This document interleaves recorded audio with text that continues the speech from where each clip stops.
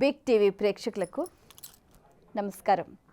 మాఘపురాణం అధ్యాయం 5. శ్రీ గణేశాయ నమః, సరస్వత్యే నమః, శ్రీ గురుభ్యో నమః.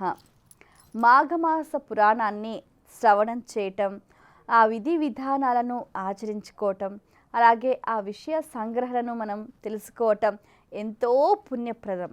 అయితే ఈ అధ్యాయంలోని ముఖ్యమైన విషయం ఏంటంటే విష్ణు సాక్షాత్కారం, ప్రబోధం. అయితే కౌతుకుడు అనే ఒక అతను మనం ఇంతకుముందు అధ్యాయంలో తెలుసుకున్నాం. 4వ అధ్యాయంలో కౌతుకుడు కావేరీ నదీ తీరంన ఉత్తరాన గల ఒక ప్రాంతంలో తాను తపస్సు చేసి విష్ణు సాక్షాత్కారం పొందారు. ఆ తరువాత విష్ణువు ప్రత్యక్షమై, భక్త, నీ శ్రద్ధకు భక్తి విశ్వాసాలకు మెచ్చాను అని చెప్పి ఎంతో ప్రశంసిస్తూ ఎన్నో వరాలను అనుగ్రహిస్తారు. అంటే ఏంటి? పరమాత్ముడు చాలా దయాళువు. మనం ఎన్ని పాపాలు చేసినా, ఒక్క పుణ్య కార్యం చేసినా కూడా చాలు, మనల్ని అనుగ్రహిస్తాడు. అక్షయమైన వరాల జల్లు మనపై కురిపిస్తాడు. దానికి ఎన్నో కథలు, ఎన్నో పురాణాలు తార్కాణాలుగా నిలిచాయన్నమాట. ఈ కౌతుకుణ్ణి శ్రీ మహావిష్ణువు ఎంతో చక్కగా అభినందిస్తాడు. 3 వసంతాల పాటు, 3 సంవత్సరాల పాటు మాఘస్నానం చేస్తూ ప్రతి నిత్యం కూడా ఎంతో శ్రద్ధగా తాను ఆరాధన చేయటం వల్ల ఏంటంటే కైవల్య ప్రాప్తి నీకు తప్పనిసరిగా కలుగుతుంది అని వరం ఇస్తారు. మనం చేసే పూజల కన్నా, నోముల కన్నా, వ్రతాల కన్నా, యజ్ఞయాగాదుల కన్నా, దానాల కన్నా కూడా కేవలం మాఘమాసంలో స్నానం చేయటం వల్ల సమానమైన ఫలితం లభిస్తుంది అని చెప్తూ ఉంటారు. నిజంగా మాఘమాసంలో సూర్యోదయాత్ పూర్వమే ఒక్క స్నానం చేస్తే సరి, మనకు ఎంతో పుణ్యం లభిస్తుంది అని మనకు ఎన్నో కథలు చెప్తున్నాయి. అయితే ఈ కథలో కౌతుకుడు అంటే ఓ మృగశృంగ అని అతనికి పేరు అన్నమాట. నీవు ఇప్పటి వరకు బ్రహ్మచర్యంతో తపస్సు చేసి అనుగ్రహాన్ని పొందావు. ఇక మీదట నీవు వెళ్ళి నీ గృహానికి చేరుకొని నీ తల్లిదండ్రులను సేవించు, అలాగే నీ ధర్మాలను నిర్వర్తించు, నీ పితృదేవతలకు వారికి కావాల్సిన క్రతువులను కూడా నీవు నిర్వహించు, చక్కగా గృహస్థుడవై గృహస్థాశ్రమాన్ని కూడా సక్రమంగా నిర్వహించు అని చెప్తూ ఉంటారనమాట.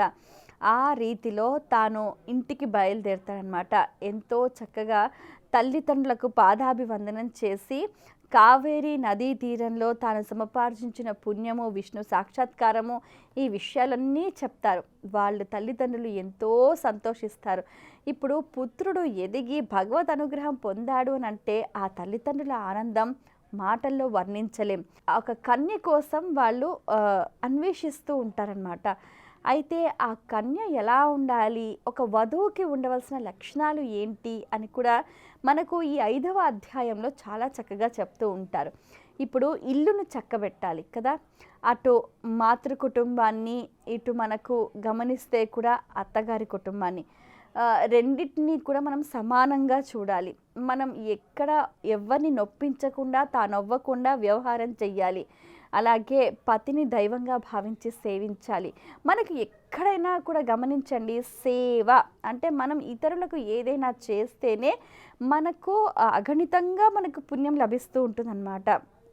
ఆ రకంగా ఉండాలి అని. అయితే మరీ పొట్టిగా కాకుండా, మరీ పొడుగ్గా కాకుండా, అంగవైకల్యం కాకుండా, కర్కోటకంగా కాకుండా, ఎప్పుడూ కొట్లాడే ప్రవృత్తి ఉండేవారు కాకుండా, మృదు మధురంగా సౌందర్యవతి అయి ఉండాలి అని చెప్తూ ఉంటారనమాట.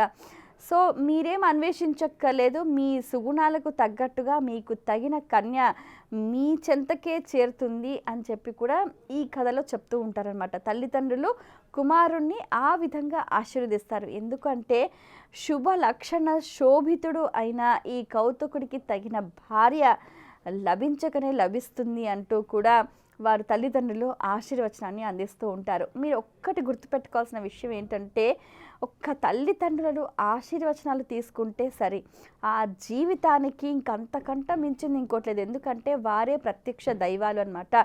ఎవరైతే తల్లిదండ్రులను తులనాడి అంటే వారిని కేర్ చేయకుండా వారిని పక్కన పెట్టేసి చేస్తారో వాళ్ళు ఎప్పుడూ జీవితంలో కూడా వృద్ధిలోకి రారు. ఎందుకంటే మనకు పురాణం, శాస్త్రాలు స్పష్టంగా తెలియచేస్తున్నాయి అన్నమాట.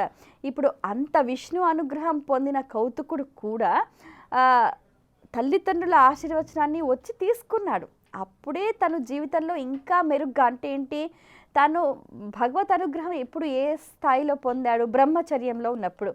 కానీ ఇంకా మిగిలిన జీవితం ఉంది కదా, దాన్ని సార్థకం చేసుకోవాలి, దానికి తగిన చర్యలు చెయ్యాలి.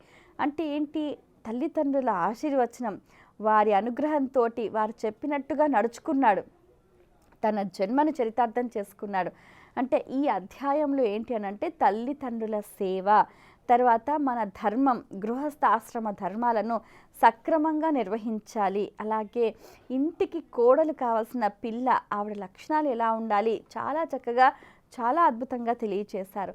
ఇంకా ఏమిటంటే అన్నిటికన్నా కూడా అన్ని మాసాలలోకెల్లా మాఘమాసం ఎంతో ప్రశస్యమైనది. ఎంతోమంది పుణ్యాత్ములు సత్పురుషులు కూడా మాఘస్నాన ఫలితం చేత ఉత్తమమైన ఫలాలను అందుకున్నారు అని చెప్పి మనకెన్నో ఉదాహరణలు కూడా చెప్పారు. కాబట్టి వీలున్నంతలో ప్రతి ఒక్కరూ కూడా ఈ మాఘమాసంలో సూర్యోదయ పూర్వమే స్నానం చేసే ప్రయత్నం చేయండి. ఆ స్నానం చేసేటప్పుడు కూడా నదుల పేర్లను తలుచుకొని స్నానం చేయండి. ముఖ్యంగా స్త్రీలైతే కూడా పతివ్రతల పేర్లు అహల్య, ద్రౌపది, సీతాతార, మండోదరి వంటి పేర్లను స్మరించుకుంటూ స్నానం చేసే ప్రయత్నం చేయండి.